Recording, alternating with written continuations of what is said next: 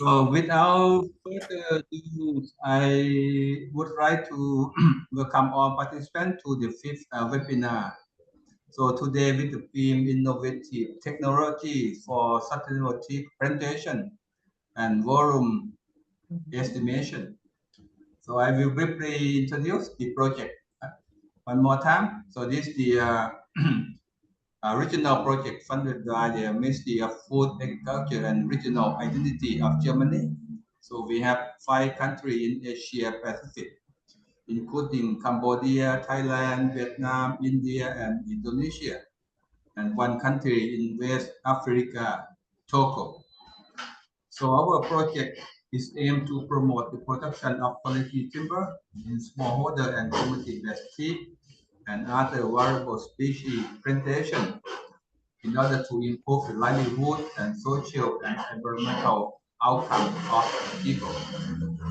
So we have one important activity until object output 3 is to promote regional and international collaboration and information sharing. So today is one of the a series of webinar. So we already finished 4 webinar last 6 months ago, and today we will focus on innovative technology for sustainable seed plantation and volume estimation. So before Dr. Nurudeen deliver the welcome opening remarks, I would like to introduce 2 speakers. So we have 2 distinguished speakers. One is Professor Chani Naoki from Jokers. So he will talk about genomic adaptation in tea associated with the local climate condition. And the second one, Dr. Annie from India. So she will discuss about the ongoing project on artificial intelligence power framework for plantation volume estimation. So this one will review the burdens of the farmer and scientists for the volume estimation. So before I start, I also would like to promote that next month on 5th of November, so Japan Forestry Institute, FAO, ITTO, Kasetsart University, and Royal Forestry Department, we will organize a science event on sustainable wood use, biodiversity, and biocircular economy in Asia Pacific. So any interested individuals, welcome. We have both the on-site and online meeting. So without further ado, I would like to invite Dr. Nurudeen, the Director of Trade and Industry of International Tropical Timber Organization, to deliver the opening remark for the 5th webinar today. Dr. Nurudeen, please. Thank you very much, Professor John Youth, for this opportunity one more time. Good afternoon, ladies and gentlemen, participants from all over the world. I bring you greetings from ITTO. On behalf of Bisham Satkuru, Executive Director of ITTO, I would like to extend her warm regards and sincere appreciation to all honorable delegates, distinguished speakers, and engaged academics and practitioners attending the 5th ITTO-BMLEH Teak Project webinar under the ITTO-BML project title, Promoting Quality Timber Production in Smallholder and Community-Based Teak and Other Valuable Species Plantations in the Tropics. The webinar series is part of the 2nd phase of the ITTO-BMLEH flagship project, which is supported by the government of Germany and has been under implementation since 2023. Distinguished participants, the ITTO-BML Teak project aims to enhance the production of high-quality timber from teak and other valuable species plantations established by smallholders and communities in Asia Pacific and West Africa. The project also seeks to improve livelihood and social and environmental outcomes. Today's fifth webinar is part of a series of knowledge sharing events jointly organized by ITTO and 6 participating countries. It is a key activity under Output 3 of the project, which focuses on strengthening regional and international collaboration, information sharing, knowledge management, policy development, and outreach to promote sustainable smallholder teak and other species plantations. The theme of today's webinar is Innovative Technology for Sustainable Teak Plantation and Volume Estimation. We will explore the concept and practice of Earth intelligence, which refers to the integration of Earth observation data, artificial intelligence AI, socioeconomic data, scientific research, citizen observation, indigenous knowledge, and other information sources combined with modeling, prediction, and scenario analysis to address emerging threats and better support smallholders and inform decision-making.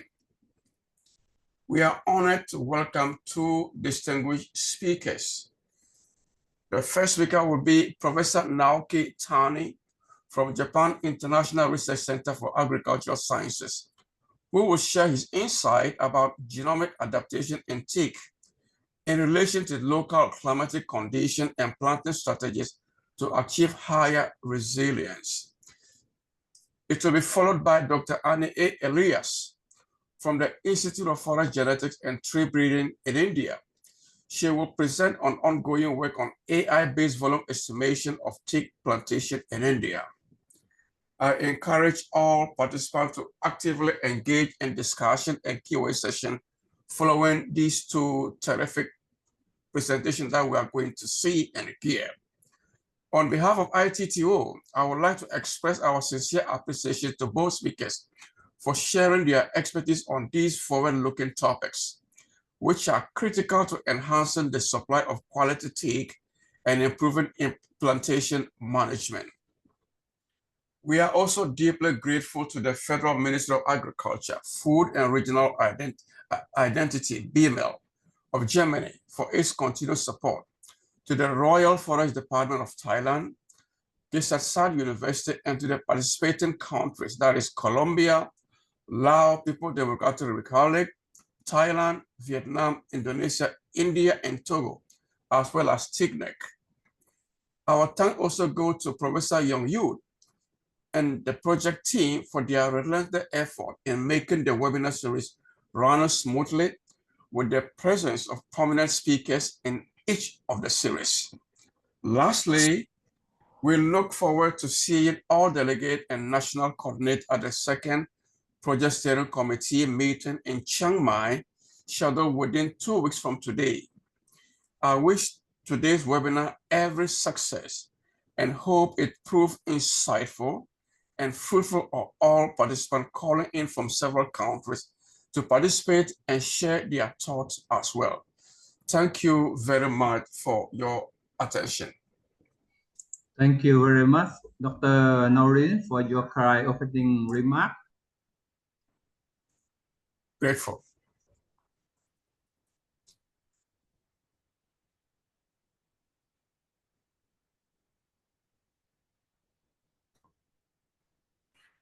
So now I would like to invite Professor Tani, Naoki Tani, from Turkish. He also the adjunct professor at the University of Tsukuba and University of Gajah Mada in Indonesia. So Dr. Nauka, please take your floor. Okay, thank you very much.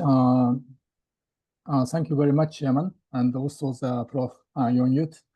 And also thank you very much for all the participants, and also give me the chance to share my result about the genomic adaptation in teak associated with the local climate condition and the insight for planting strategy to achieve higher resilience on Java Island. So this presentation has been already conducted last 5th World Teak Conference And then some of them are already know these contents, but some of them, others, it's the first time to know this presentation. So because in the conference, it is very short duration to present this result. So that today, I try to explain about more detail of this research. Okay, next, please. Okay, now one of the problem is climate change. So there is some problem to adapt tropical trees to the new environment. I would like to share with you about a recent study about vulnerability of the tropical species. For example, this first study, the top, this one shows that this study compare about growth and the growth pattern in the new environment under the climate change. So they compare the growth pattern of the some tropical species, and then this study shows that some of the fast growing tree species will be vulnerable to the new environment. So you can see that this result, the fast growing tree, this observation DBH is slower than the expected. That's why this study concludes that some fast-growing tree species is more vulnerable than the slow-growing species. And also below, this study shows that this study compares the mortality rate between the Amazon and the temperate America. So this study clearly shows that the mortality rate of the Amazon is higher than the temperate tree species. That's why this study concludes that tropical species is more vulnerable to the climate change. That's why we have to start some action to adapt new coming climate change for the tropical tree species. Please, next, please. Then we also conduct that the future production of the teak distribution in the Java Island. We use the species distributional model, SDM, to predict future site index. This is how to adapt the teak to the new climate. So this graph, the left-hand side graph, this one is the current condition of the site index of the teak on Java Island. For example, this blue circle means that this site is very good for the teak growth, but this red circle shows a red area. This one is not so good for the teak growth. So this is a current condition. And then right-hand side, we conduct a prediction. So we use the two model. The one is RCP 2.6, another is RCP 8.5. This is a more severe production model. So and also we predict in the 2015. This is 15 years later from the present. So sorry, 25 years later from the present. So we will see the change of the site index. For example, so this current condition, how to say, west side of the Java Island, this is a green area, good site index. But in the 2050, this color will be changed to red. This means that this area for the teak growth, this is not so good. And also the 2050, this area is more wider in the RCP 8.5. So that's why we have to start some action to adapt the teak plantation in the future climate change. But for example, this west side, east side of the Java Island, sometimes in current condition, this is not so good, but sometimes we can see that this side become better. So this is depend on the region even in the Java Island. So that's why we have to start some action to adapt the climate change. So next, please. Then can you hear? Okay. So we start to conduct genomic adaptation study for the teak, this species. So actually, this is one of the international provenance trial in the Java Island. So I remember that this cheek trial is established in the very old years ago, 1950 something, by the international agreement, and then they exchange some seed from the several countries. So in this area is currently under the Plum. This is a governmental Indonesian company, and then they still well preserve this provenance trial in the Java Island. So we conduct sampling from the help of this company, Plum, and then we can manage to collect the sample from some natural distribution throughout the cheek distributional range. So this international provenance trial consists of the Malabar from the India, and the central provenance from India, and the Godavari from India. And also this tree is come from the Burma, Myanmar, and the 3 population from the Laos, and it's a bit difficult to see and the Thailand, and also the Indonesian group also plant at the same time from some land races from the Indonesia. So total sample size is 122 trees from the natural distribution, and we also use the same number of the trees from the Indonesia. So you can see this location of the original population here from the map. Okay, next please. There we conduct genomic analysis using these materials. So firstly, to read the sequence from the entire region of the genome, we use Ladosec, we call it DD Ladosec. This is a double digestion Ladosec method. This is if I explain this method very detailed, it's very time consuming. That's why I just briefly explain that. Firstly, we cut the DNA by this restriction enzyme, and then make a fragment. And then after that, we conduct size selection, because to read a sequence, we need we want to select the very short fragment. So that's why we conduct this size selection. And then in this method, we just read the sequence from the side of this the restriction enzyme site. So that's why we cannot read the whole entire genome, but we randomly read sequence from the just nearby the restriction enzyme.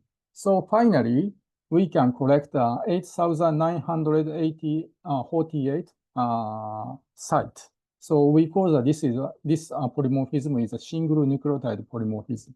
This is a total number of the polymorphic site. Then after that, the second, we conduct genetic structure and relationship between the population. This is a genetic structure analysis. So sometimes some participant may see this kind of figure. So this is just a clustering analysis. So one vertical line represents the individuals. And then similar color shows that similar genetic structure. And we also conduct some clustering analysis to show the genetic relationship among the individuals. Then thirdly, we conduct a detection of the adaptive SNP. So some SNP is very close to the genes, which is related to the environment. So we want to detect some SNP related to the environment. So we call this analysis gene environment association study. So this two software is used for this analysis.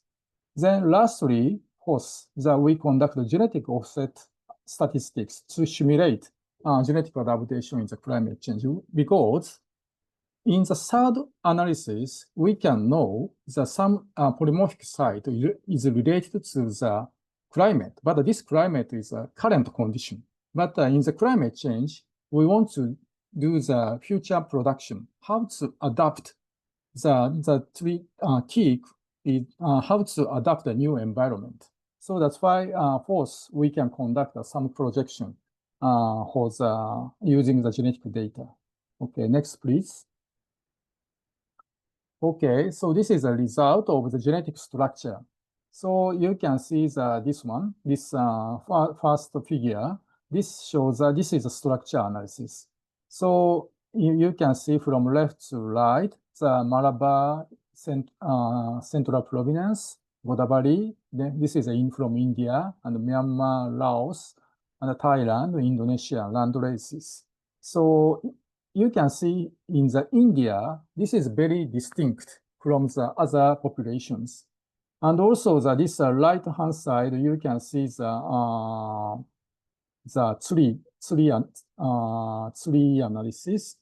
These are network trees. So you can see the India is very, very diverse from the others. And then from here, from the, it's a bit difficult to see except for the India, these populations genetically very close. You can see the Indonesia, and Indonesia maybe come from very close to the Laos and Myanmar and also Thai. So that's why now we conclude that many of Indonesian land races come from the Laos and the Myanmar of Thai. But this analysis, the number of the samples from the Thailand is very limited. That's why still we cannot conclude the source of the land races of the Indonesia. But except for the India, cheap does not have a very cheap is not differentiated genetically. So the next is a result of the gene environment association. So after that, we compare this genetic diversity to the current climate. So for the climate data, we use World Clim database, and then we compare many bioclim data set. So this is one of the result of the bioclim 8, 9, 10, 16, and 17. And then bioclim 8 shows that many of the SNP, actually number is 460 SNP, is associated with bioclim 8. And bioclim 8 is mean temperature of the wettest quarter. So that's why this 460 polymorphic site is very related to the temperature in the rain season. And then next is a 64 SNP is related to the bioclim 8. This is a mean temperature of the driest quarter. So this is the temperature in the dry season. However, for the precipitation, this PERCP is actually precipitation. So this means that only the 3 polymorphic site is associated with precipitation. And also the wettest quarter, there is no SNP site is associated with precipitation. So that's why we conclude that the cheek distribution and also the adaptation is very close. It's regulated by the temperature. This is very important finding of this study. Then, because this SNP site is not directly associated with gene, so but this SNP sometimes located at a very close to genes. That's why in the flanking region, we try to survey what kind of gene is existed. So this 460 and 64, this the temperature associated gene, we try to find what kind of genes existed near this polymorphic site. And then we identify 45 functional genes. So for example, the heat shock related gene is existed close to this SNP site. And also the drought stress related gene is existed close to this site.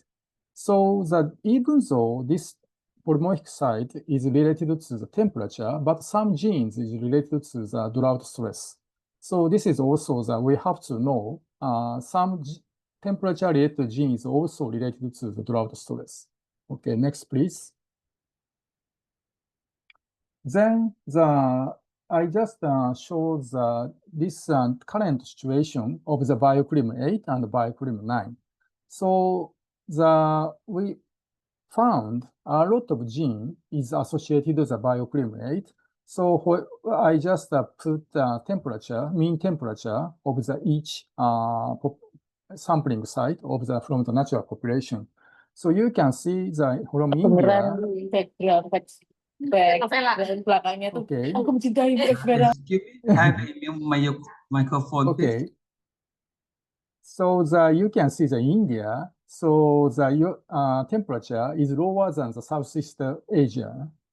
So in the bioclimate, this is a very strong regulator to identify, to regulate genetic diversity of the teak. And also bioclim 9, so it's a dry season. This one, the Indian temperature is variable. So for example, central province, so we can see the very high temperature in the dry season. And also, but the Malabar and the Godavari, this temperature is lower. And then in the Southeast Asia, this is a middle temperature comparing to the India. So this is also the regulator for the genetic diversity of the teak. So next, please.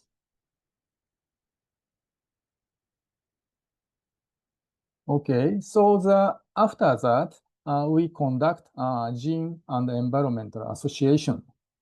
So firstly, we conduct gene environmental association analysis for the all SNP. So because when we use the all SNP, this is not only related to the climate, but also the genetic structure. This is regulated by the population size and population history. Population history means that maybe cheek is originally come from India and spread to the Southeast Asia. This history also regulates genetic diversity. That's why this one is when we use the old SNP, this pattern is come from not only this climate association, but also the population history. And then we also conduct the same analysis only using this 548 SNP. This is a associated SNP by the previous analysis. And then this is highly related to the climate. That's why this adaptive SNP is subtracted by this old SNP data. And then finally, we can get procrustes residuals. This residual should be related to the climate. So you can see this higher shows that this population, the genetic diversity of this population is adapted to the local climate. So lower is not so related to the local climate. So you can see that this one's Malabar population and also the central prominence population. This number is higher than the Southeast Asia. So that's why these two population genetic diversity is highly associated with the local environment. Okay, this is a second important findings. Okay, next please. Then finally, we move to the climate change production using the genomic data. So this this analysis is a bit complicated. So I would like to explain about this simulation model. So actually, this is the adaptation pattern of the present climate. This ZX means the mean of the adaptation of the present climate. So if the climate changes happen, and then for the future climate, this adaptation pattern will be shift to the right-hand side. This is a ZX star, okay? So this adaptation pattern will be shifted to the right, and then this difference is actually genomic offset. So we have to estimate this difference, how this difference from the present climate to the future climate. So actually, this genomic offset means the resilience to the future climate of the population. So, and then the downside, you can see the one graph of the concept of the genomic offset. So actually, if climate changes happen, genetic composition will be changed. For example, if the temperature becomes higher, some genetic diversity is vulnerable to the higher temperature. This type of genetic diversity will be eliminated. But some genetic gene component can adapt to the higher temperature. In this case, this genetic diversity will be spread into this population. In this case, this population has a strong genetic resilience. So we conduct this analysis using this analysis. So for this analysis, we use the SSP 585 protection model of the climate change scenario. So this SSP this model is projected in the 2018 to 2100. But actually, this is we use the 2100 data. So we use the old SNP and adaptive SNP, but you can see just adaptive SNP result. So if this number is lower, this means that genetic offset is smaller. This means that this population can adapt to the new environment. So resilience is higher. So you can see that this Malabar and central provenance, this number, this genetic offset is lower than the Southeast Asia. But in the Laos, this one, 0.0453, this shows that Laos, one population from the Laos also shows that lower number of the genomic offset. So this three population is, we conclude that this three population has higher resilience, but actually this Laos is located at a higher altitude. That's why now this figure is very difficult to see the temperature change, but actually this Laos population, the temperature increment is not so high in the climate change. So that's why we conclude that this number is false positive. But in the Malabar and the central provenance, this future climate change will be, temperature will be increased. That's why these two populations may have the higher resilience than the others. Okay, next, please. Yeah, and also finally, we also conduct some analysis for the Java Island. So this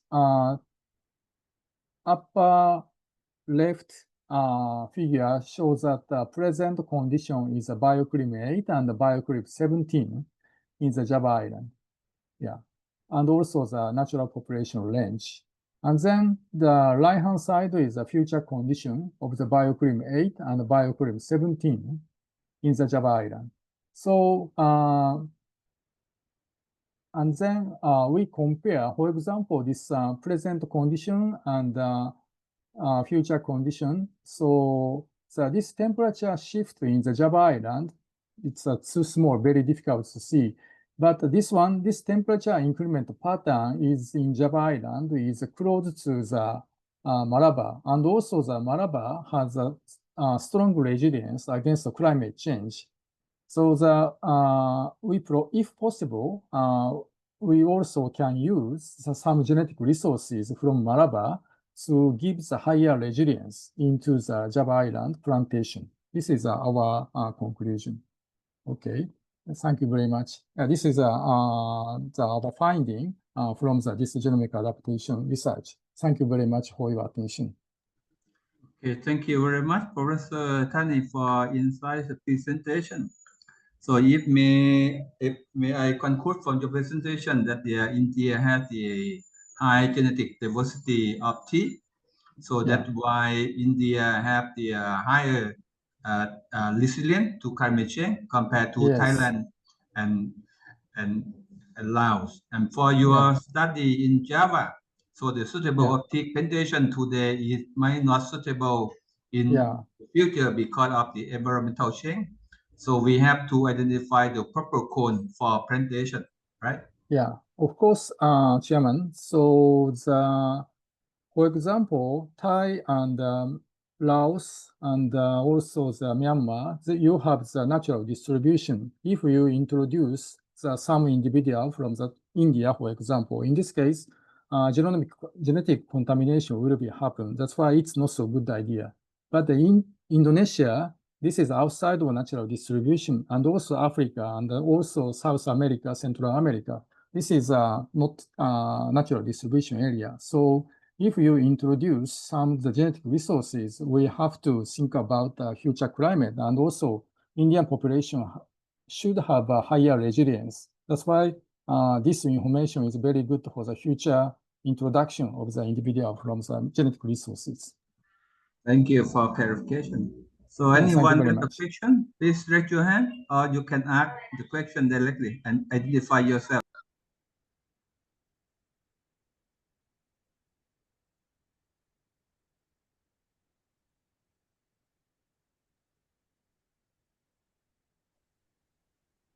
Hello, Mr. Chairman.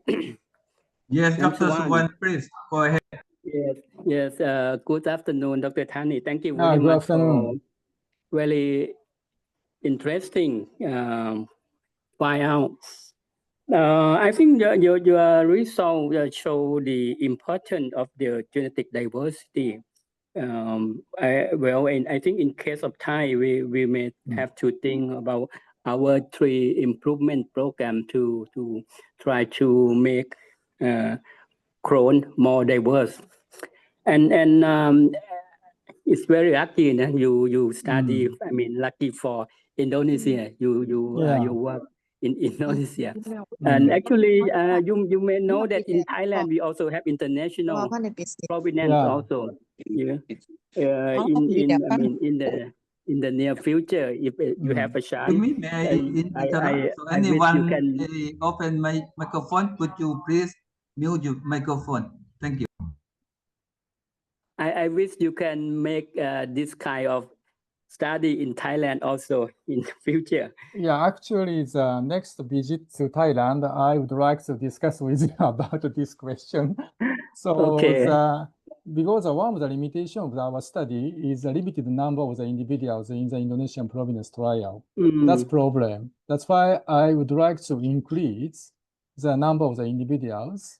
And also, we want to start some of the new analysis about what kind of the morphological and also functional ecological traits is different between the Indian provenance and also the Thai and some countries' provenance trees. So that's why we want to measure some of the phenotypic traits of and also some physiological traits of some Indian races and also Myanmar, Thai, Laos races. So we want to start this kind of analysis and with the increase of the sample size. That's why, if possible, we want to start some analysis in the Thailand as well, using your international provenance trial. Thank you. Yes, we already complete the clone test in Thailand for 511 clone. So you are welcome to Thailand, Dr. Tani. Thank you very much. So other question from the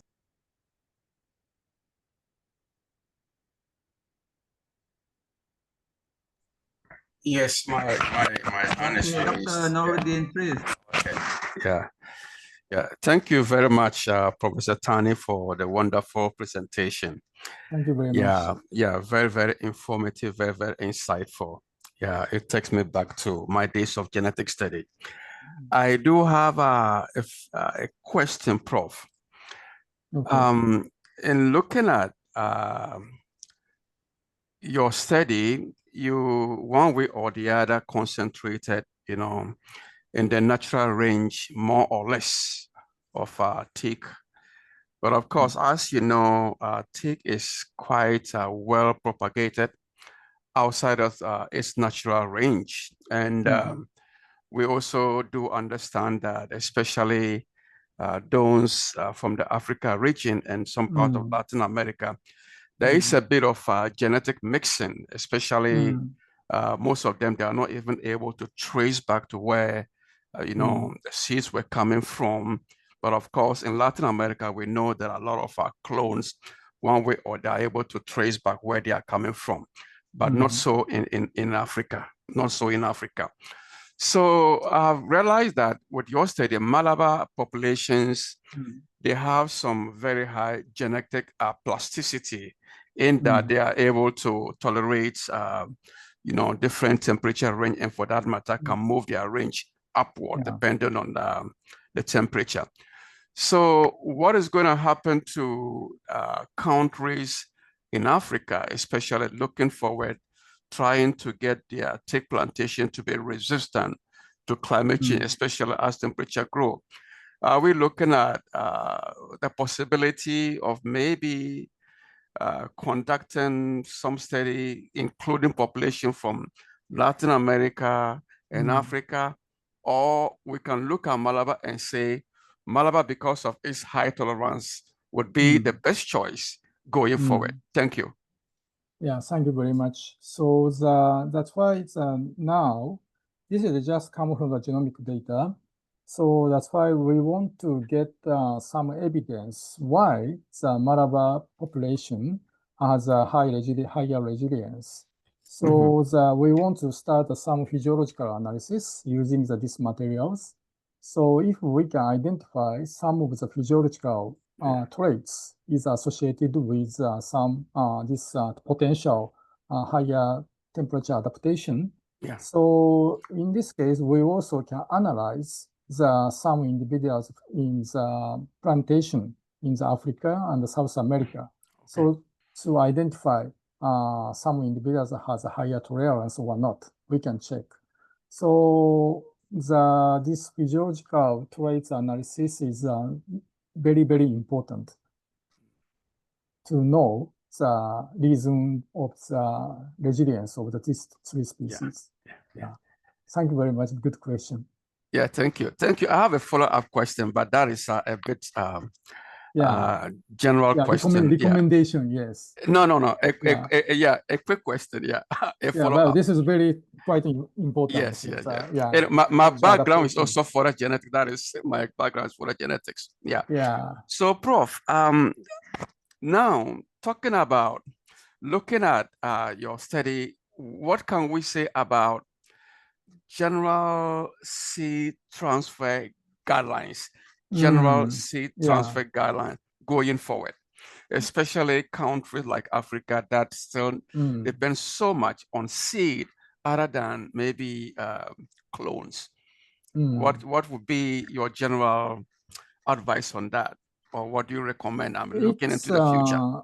In the future, it's this guidelines are different between the natural distribution range and the plantation area outside of this natural distribution range. This should be different. And also the clone or not clone is also we have to discuss about it's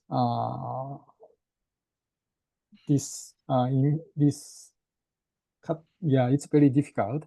But for actually in the Indonesia, they adapt clonal forestry. And then they have already selected good clone. And then they conduct a monoclone plantation system. And this growth is quite good. And also the harvesting cycle, they can get very homogeneous timber from this plantation. That's why this value is very, very high. So, but in terms of the adaptation, genetic diversity is necessary, actually. this genetic diversity gives a higher resilience. Yeah. Yes. So in this case, sometimes we can, but for the timber production, the monoclonal plantation is better than the mixed clone forestry. That's why for example, one of the areas, the compartment, we can conduct clonal forestry, but between the compartment, we can mix, and also we increase the genetic diversity. Yeah, this is one of the idea of to give the higher resilience. So, but in the natural distribution, we have to conserve genetic diversity as well. Yeah. All right. Thank you very much. Thank you. Thank you very much. Thank you. Thank you. So we have one last and short question. Anyone would like to ask? Last and short question.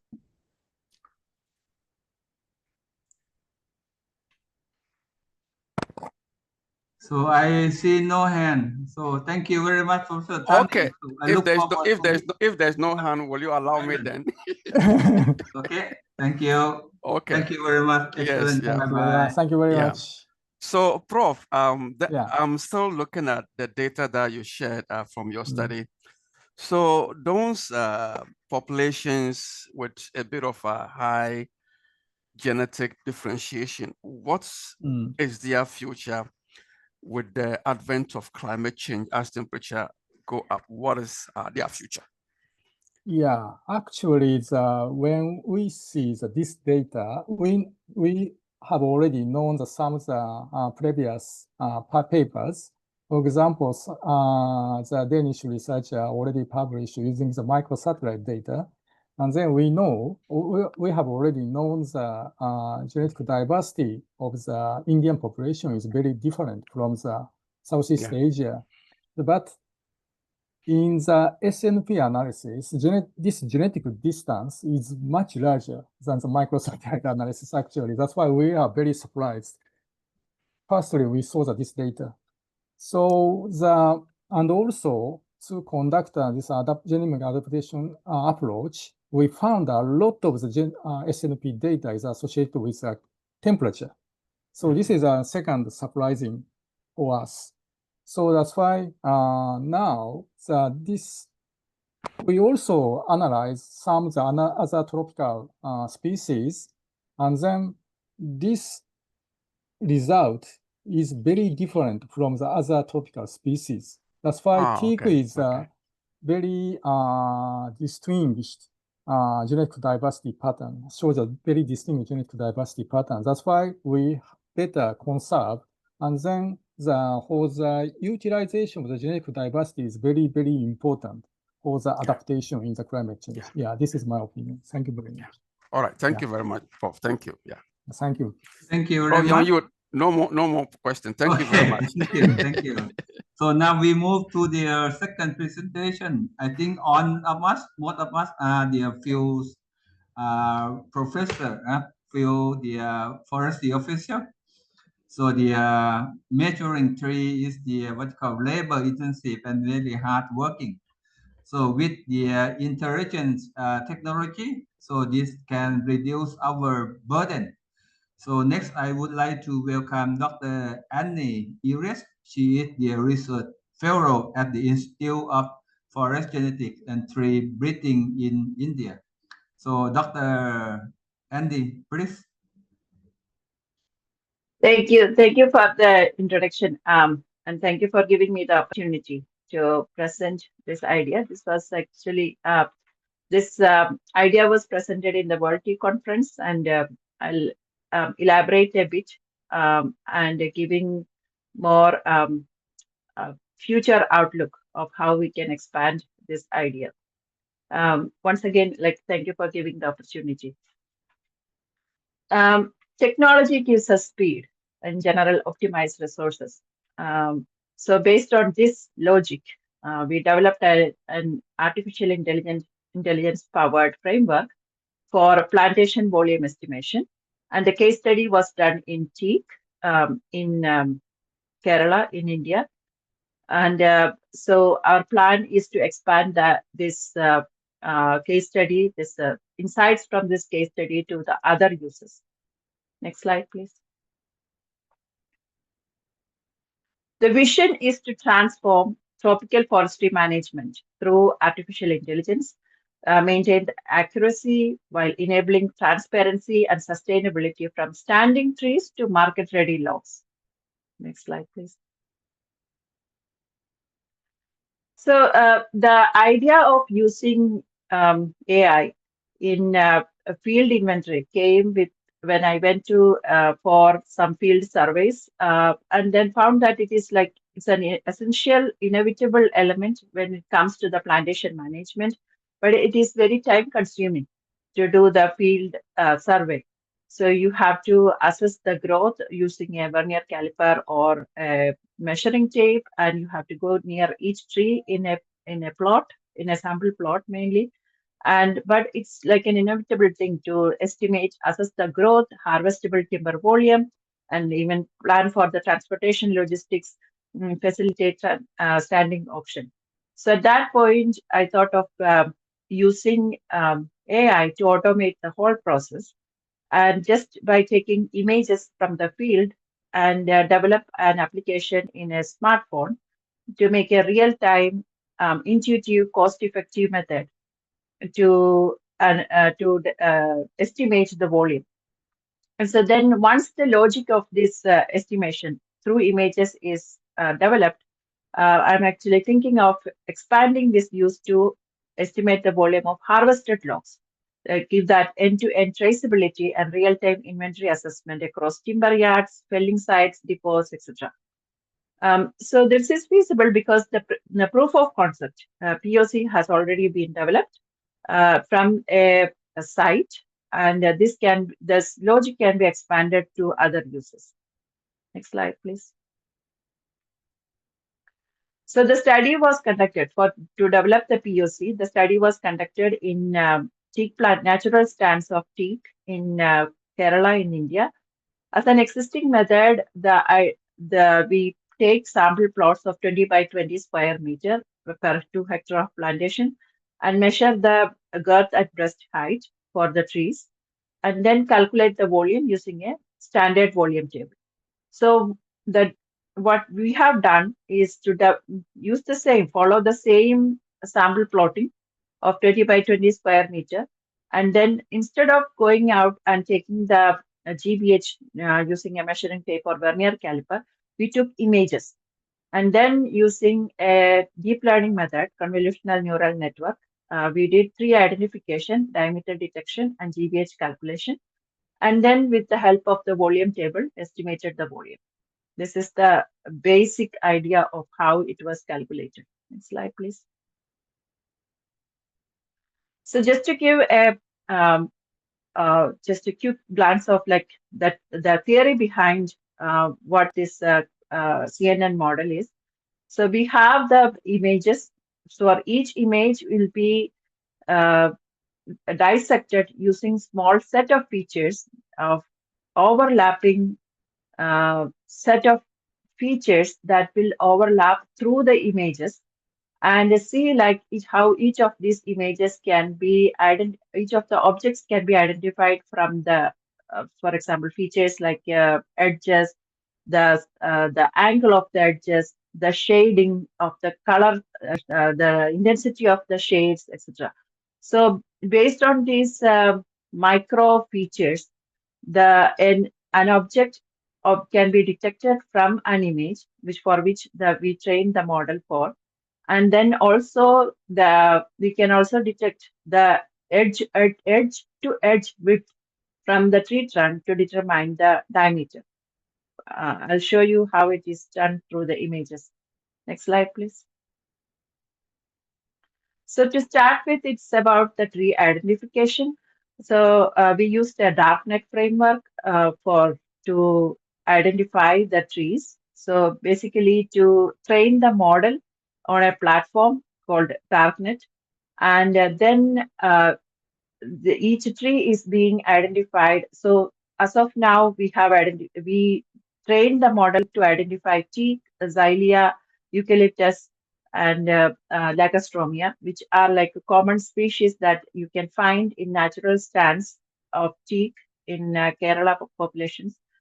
So the image that you are seeing on the bottom bottom left hand side, you can see that there are like green colored rectangles, and it is written teak and some value over there. So the green color rectangular boxes are called boundary boxes. That's the terminology. And we trained the model to identify a tree as teak or something else. If you look at the other images, you can see they are identified as Cucullatus or Lagostromia. And then the value given over there, 0.98 or 0.84, those values are the probability values with which the model identified an object or tree trunk as one species or the other. So in our study, our main focus was to identify teak and then disregard other species that you can possibly find in a natural stand. But only then, once we identify teak from the mixed plantations, then only focus on the teak and then determine the diameter of the tree trunk and then connect it to the volume table to determine the volume. So this whole process, this whole framework or the model was actually made with fewer configurations. So it can be loaded into a handheld device, for example, like mobile. Our idea was that any forestry operator should be able to carry this handy device, this application in a handy device, and go to the forest and take images, and in a near real time should be able to get the volume values. And so so that's why we made it just in a low configuration way, and just that anyone can go and take the images and convert that using the app, to convert those images into, or translate those images into volume values. Next slide, please. So for the diameter detection, so we used a deterministic framework where we focused on the bounding box, and based on the bounding box, the edges of the tree trunk were determined, and we pre-process the shades so that we can clearly identify the tree trunk from all the noises that are possibly present in the image that we take from a plantation. So again, this one was also a lightweight framework that is compatible to a mobile phone. So all these things gives us the idea that any forester should be able to carry this to the field and then get a near real-time measurement or real-time measurement of the volume while standing there in the field. Next slide, please. So so as I mentioned, like we did the POC in a 20 by 20 square meter plot, and we tried the maximum distance we checked was like close to 28 meter from the camera to the tree. And still we were able to figure out like what the diameter of the tree is when it is far away or even if it is close to the camera. Next slide, please.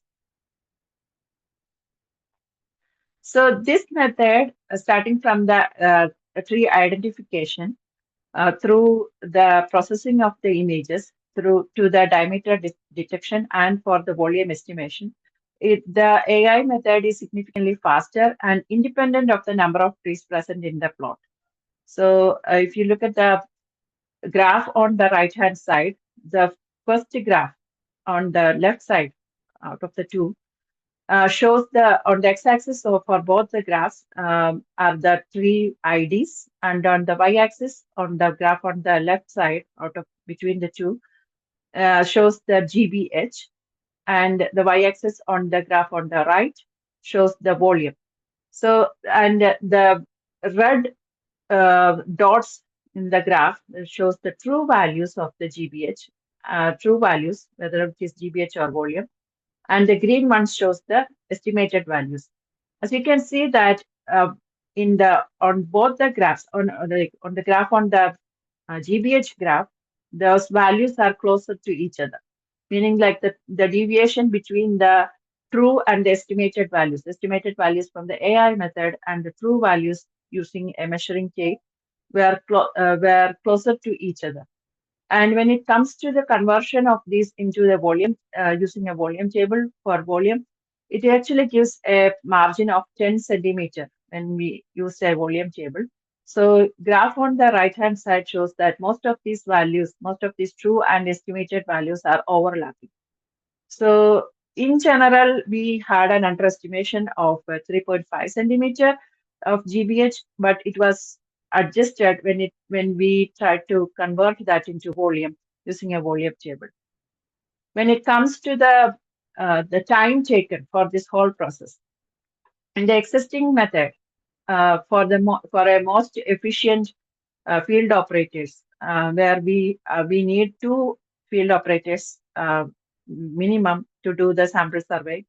It takes like 30 seconds per tree for measuring the GBH and volume. And it takes like 3 to 7.5 minutes for 6 to 15 trees per plot for GBH and volume estimation. So in total, it takes 1 minute per tree in a plot. So, and it is proportional to the number of trees present in the plot. But when it comes to the AI method, the time is independent of the number of trees, the total time taken.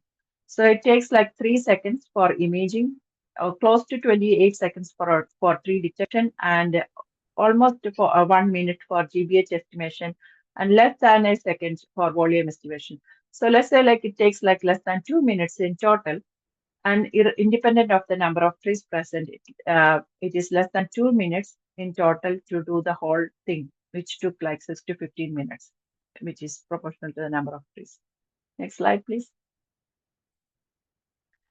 So from this POC, what we are trying to do now is to increase the accuracy in the GBH estimation by testing the model in noisy environment. For example, the tree, on the images that you are seeing on the right-hand side, you can see the light falling on the tree, and the probability of detecting the tree was very low. And on the far right-hand side, in the image, the tree trunk is not straight. That also affects the determination of detecting the tree trunk as a teak. So these kind of noisy environments, the noise data has to be included and make the model robust, and then develop a mobile application for real-time measurement from the field. So now we know the logic of measuring this from the image. So we are planning to expand this use into other species. Now it is limited to the teak. Expand to other species, and also determine the volume of harvested logs. Next slide, please. So this actually gives an automated inventory of standing and harvested trees, like with using a mobile application that you can actually go around through the plantations and also through the timber yards for a rapid, scalable, consistent, and repeated volume measurement. And it gives less reliance on intensive ground surveys, especially when they are understaffed areas, or like when there are fewer people and a larger area that you need to work on. This is a great application that you can use. And it also gives a geotagged repository for long-term tracking and carbon stock assessment, which gives like a data-driven insights for resource optimization and planning. For example, like when you actually have spatiotemporal data from a plantation, you can frequently go out and do the surveying. Now it is less time consuming and cost effective. And you can actually see the trajectory of the growth. And based on that trajectory, you can categorize the plantation as for the specific purpose. For example, like there's a plantation or a block of plantation that is good for timber or good for non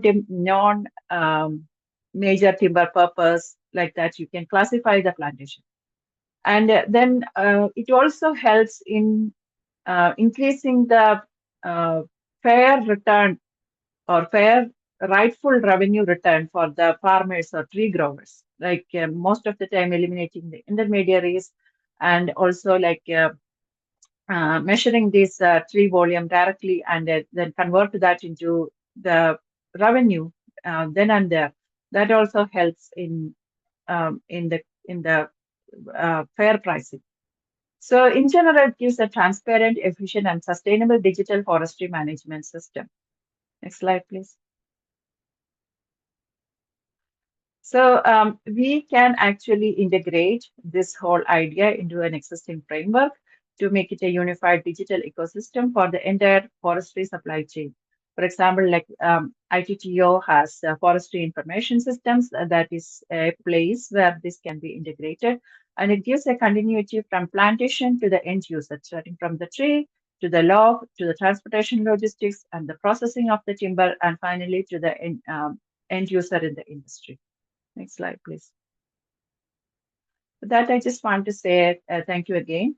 And I'm very grateful to Kerala Forest Department for providing the funding to conduct the study to develop this POC. And also thankful to ICFRA, IFGTB, and Helixomics Analytics. And Ms. Ansuya is the student who worked on this project, and I'm thankful to her as well. And I'm thankful to ITTO and Federal Ministry of Agriculture, Food and Regional Identity. And thank you to Professor Trisurat for organizing this seminar. Questions?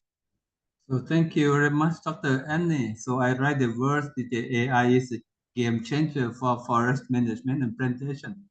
So we will call this one will help the will be a tool for the smart forester and smallholder that will reduce the burden in the field work. So any suggestion or comment? We have some time, please.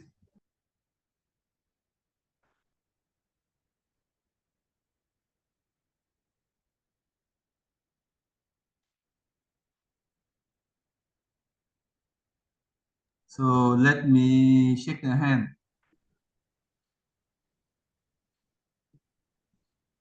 So I understand that. Okay. Dr. Rati, I see the hand. Please go ahead, Dr. Yeah, Rati. For thank you, Indonesia. Professor Yang Yud. Thank you, Dr. Andy. It's very interesting. And just want to know, you said about the tree identification. So first, the process is the application will identify the tree species, and then you said that you only focus to the tick, and then if the applications identify the stick, so they will continue the process, or they will to try to identify the tree species. And the second question is there any standard distance from the trees when we can take the picture? Thank you. Okay. So the first question, like, there are two methods that we developed. One is like if the user doesn't know which species is which, like which tree trunk is which species, then the application will help to identify, for example, like so far we have trained the model only for teak, xylea, lagostomia, and eucalyptus. We can train the model for more species depending on the demand, but that is one way if the user doesn't know that the tree trunk is teak or something else. Second is like we also developed a generalized method in the case where the user already knows which species is there in the as the tree log or the standing tree. And then we don't have to go for the tree identification part, but we can just generalize and then continue with the diameter determination. So there are two ways to do that. And then second question is like about the distance. So we tested this in a 20 by 20 square meter plot. That means the maximum distance of the tree from the camera was like 28 meter, and the minimum was like close to 5 meters. So this is the distance range that we have tried, on which we developed the POC. But we will be testing more to see like what is the threshold in terms of the maximum distance possible. Yeah, thank you. Have you any publication about this? I will try to search. No, not yet. No, we actually want to make this into a commercial product. So people can use that. So as of now, we haven't developed as into a publication. But we are actually going into a patenting and then develop into an application. Yeah, thank you, Dr. Rani. Thank you, Professor Thank Young you. Yut. Dr. Warapan, Dr. Nurudeen, please. Dr. Nurudeen, please go ahead. Thank you very much, Dr. Elias and team for this wonderful research work. It's very, very informative, and I think it is quite timely. This is good news for growers on the ground who always feel cheated by those who come to buy. You know, especially I'm talking with my experience from Ghana. You know, Ghana sells a lot to India. Yeah, so I have seen real situation where growers complain that the estimated volume for which they are paying for is not right. I have seen government officials also dictating, for example, a container load, be it 20-footer or 40-footer load of teak beams is maybe not accurately assessed in terms of volume here and there. So I think this is a welcome news, like you already said, for forestry department, timber traders, and then smallholders who most of the time feel cheated. So congratulations to you and team for this study. That said, Thank you. my question is with regard to reconciliation of volume, especially at the mill. I mean, so when you understand the volume estimated, the standing volume estimated, you bring it to the mill, and then you also are able to calculate the volume of the logs at the mill side. Are you able to, one way or the other, determine if the tree was standing is the X amount of volume, and then at the mill, this is the new volume in terms of reconciliation? Are you able to look at reconciliation? Because reconciliation in this sense is going to be very, very important and key for trade. Let me continue with this. Yeah. So with this reconciliation, is it also possible to incorporate it into any traceability system at some point? Because that would definitely eliminate the noise and biases from forest to the mill or from the plantation to the mill and for export. Thank you. Okay. Yeah. So as I mentioned, like the POC is done in standing trees in a plantation. But now we know the logic of how to do this. We can actually do the traceability of from the standing tree to the end product, the harvested log through the end users, like changing the processing the timber and then the final log that is ready for trade. So this can be done, but we haven't done. I haven't done that yet. But the logic can be expanded to use in all these applications, end-to-end traceability. Yes, that can be done. I still have to do that, but now I know like this is doable, and how to do that, this can be expanded in the whole application. Okay, okay. Yeah, thank you very much. So in trying to do end-to-end traceability, I think it will be important, maybe you also bring on board, maybe further state, bring on board growers in Africa and Latin America so that you can test the system, you know, in those countries so that you can have something robust to be built up. Thank you very much. Very, very interesting. Very, very interesting. Thank you. Thank you.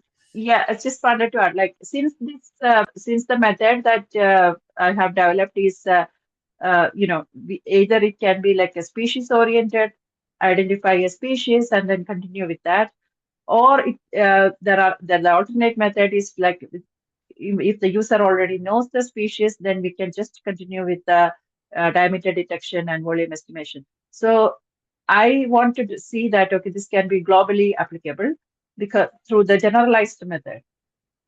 So as you mentioned, like if we can actually expand this to African and Latin American and other South Asian countries, this will be, I mean, I know that I developed this and I'm very fond of this, but I see that this will help in transforming in the digital ecosystem and help in smart management of plantations and smart management of timber trading, traceability also. Yeah. Thank you very much. Dr. Tulasidas, I think you may want to bring this to the attention of the TICNET chairman, my colleague, Hugh Brown. Thank you very much. Thank you, Dr. Ali, for the first Dr. Tulasidas, to estimate the volume of teak trees. So I have one doubt actually, whether uneven stand has been tried for the volume estimation. How you estimated this volume? Is it an age is a factor because the volume of a tree depends upon the age of the teak tree also. So if the tree attains 60 years of age, the volume will be different. Are you trying to estimate this volume at different stand ages? Yes. So we actually tested this. The oldest plantation was planted in 1962, and the youngest plantation was in 1988. So we tried different age classes of the trees, and the volume estimation, like even in a single stand, you can see that the trees are of different width. The diameter is different for different trees. It's not uniform. If you remember that graph, like it's all over the values. So from the image, so that's the beauty. Like from the image, we were able to identify, irrespective of the age classes, irrespective of the differences, variation in the tree width in the same stand, we were able to identify the diameter just from the images and convert those into volumes. Yes, we tried that. Well, I also have to say that we have to expand it and make the model robust because this is a POC now. We definitely want to expand it to more sites, different site conditions, and see like what is the breaking and taking points of the model is.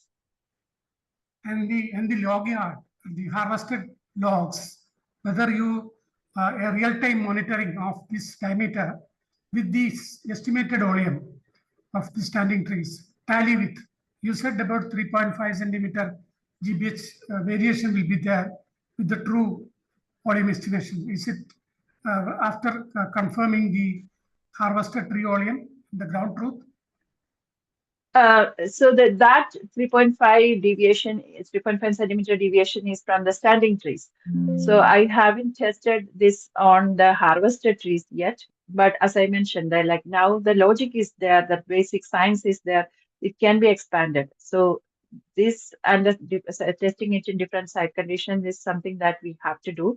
As of now, the POC is done and the science is strong, but now the model is there. We have to make the model more robust and then test it in different places. Yes. Thank you, Dr. Annie, for answering my question. Thank you very much. Thank you, Dr. Tulsidas. Thank you. So Dr. Varapan from Thailand, she's the field forester. She has 2 questions. Dr. Varapan, please. Yes, good afternoon. I have 2 questions because in Thailand we have, I think it's a good idea for you said that eliminate of intermediate and there being fair pricing for farmer. And teak in Thailand is from the farmer plantation. So I would like to know how the limited size of teak can be measured. Is the first question. Smallest size with your AI can be measured, right? And the second is in Thailand we have some teak is a multiple stem or the 2 stem, 3 stem like that. Is it possible to measure multiple stem and what is the error rate for the measure the multiple stem? Thank you. So may I repeat again? So what is the minimum size of the teak or the tree that we can measure by using AI? So the question, if we have many stem, many branch, so what about the accuracy? Okay, about the width, the minimum width. So far the minimum width in terms of diameter is like a 21 centimeter. That is what we have. We kept it as the lower width as of now. And the second question was like, what was the second question? Sorry. The question is we have multiple branches or multiple. Okay. Right. What are the accuracy of? Right. So okay. So no, I haven't tried using for multiple branches. Like it's so when we think about timber trees, we think about like a straight wall, single straight wall without branches. So no, I haven't tried, and I haven't even thought of doing the having multiple branches. It's just the main stem or main trunk is what I focused on. But that's a good question, so where we can actually think of expanding, like how we can do that. As of now, I don't have an idea in my mind, but yeah. When the branches emerges, the stem height up to the branches can be considered. Yes.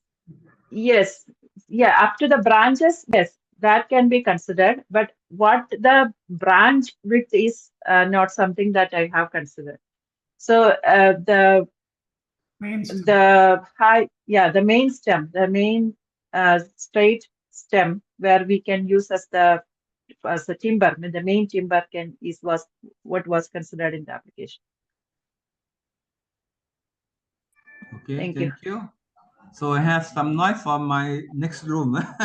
Okay, thank you very much. So it's about time. Based on the ITTO project, so I would like to thank on excellent speaker. So these are the two most forefront scientists. During the fifth World Teak Conference, we have, I think, more than 50 presentations. But I would like to say that these are the two most important and very interesting, and congratulations for your excellent work. So I do hope that we can apply your work either in Thailand for Dr. Tani and Dr. Annie, that can be applied for other species. So I would like to congratulate and invite our audience to give a big response to our excellent speaker. Yeah. And finally, I have the announcement again. So on the 5th of November, the project will organize a side event at the Asia Pacific Forestry Forum in Chiang Mai. So we also have the online participation. So we will share with you all. So once again, thank you, Dr. Nurudeen. Thank you, the speaker, and thank you on audience attending the webinar today. And looking forward to see you in the next webinar. So we will make the announcement. So thank you very much. So have a good day. Thank you for the opportunity. Thank you. Bye-bye. Bye-bye. Thank you very much. Thank you very much. Wonderful. Bye-bye, Dr. Thank you all very much. Arigato very much. Dr. Tani, arigato very much. Thank you very much. You're welcome. Dr. Nurudeen, how are you? Look forward to talk with you, Dr. Tani.